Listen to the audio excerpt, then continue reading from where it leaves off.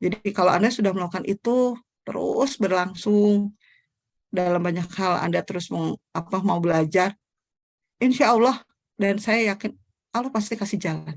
Ada aja caranya, bahkan di luar yang nggak pernah kita kira gitu. Yang berjodoh hanya gara-gara satu angkot, itu saya pernah menemukan. Yang berjodoh hanya gara-gara beres kajian, berdiri di pinggir jalan, nunggu ojol, itu saya sudah menemukan.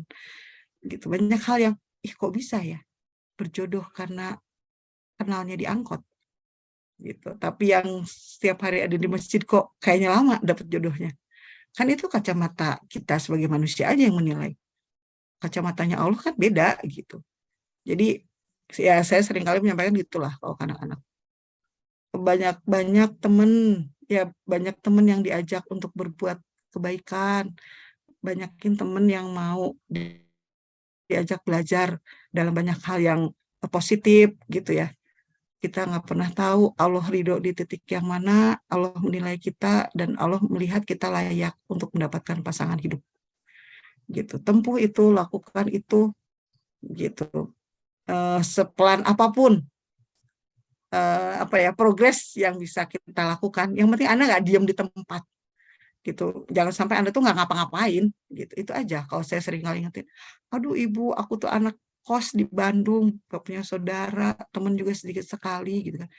Tapi kan Anda kalau ngekos ada dong teman kiri kanan kosan, atau kita melewati rumah-rumah orang gitu kan. Lakukan aja kebaikan, sedikit apapun itu.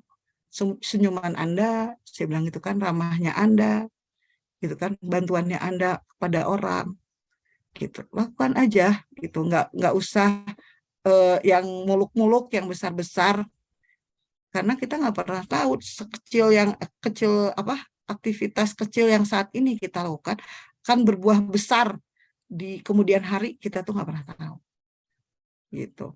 Jodoh itu nggak ada urusan sama tingkat pendidikan, walaupun agama pernah menyampaikan juga, carilah yang sekufu. Penjabaran ini yang sempat jadi perdebatan lah ya. Tapi saya ternyata menemukan ada yang menikah, itu ahwatnya S2 dari ITB, profesinya, penghasilannya itu menggiurkan. Di mata saya nih, itu berjodoh sama ikhwan yang hanya lulusan SMA. Gitu. Itu saya sampai terkagum-kagum. Ada juga yang eh, ahwatnya usianya lebih lebih tua ya, lebih senior beberapa tahun gitu. Kacamata saya awalnya, aduh masa sih? Tapi kalau Allah sudah berkehendak, mereka dimudahkan gitu. Jadi pendidikan, usia, status sosial ekonomi gitu kan. Kalau dikomunikasikan dengan baik, itu sebetulnya bisa diatasi. Walaupun mungkin akan menemui jalan yang ya terjal ya, itu kan orang yang kalau saya bilang selevel lah ya, pendidikannya sama, status sosial ekonomi sama, apa itu aja tetaplah selalu ada kendala, apalagi kalau misalnya ada yang ya agak joplang lah di mata manusia gitu kan. Itu sih gitu. Jadi makanya kenapa perbaiki komunikasi Anda dengan orang tua, tanya maunya bapak, tanya maunya ibu. Betul akan menikah Anda seumur hidup dengan pasangan itu. Tapi jangan salah, keluarga itu tempat Anda kembali.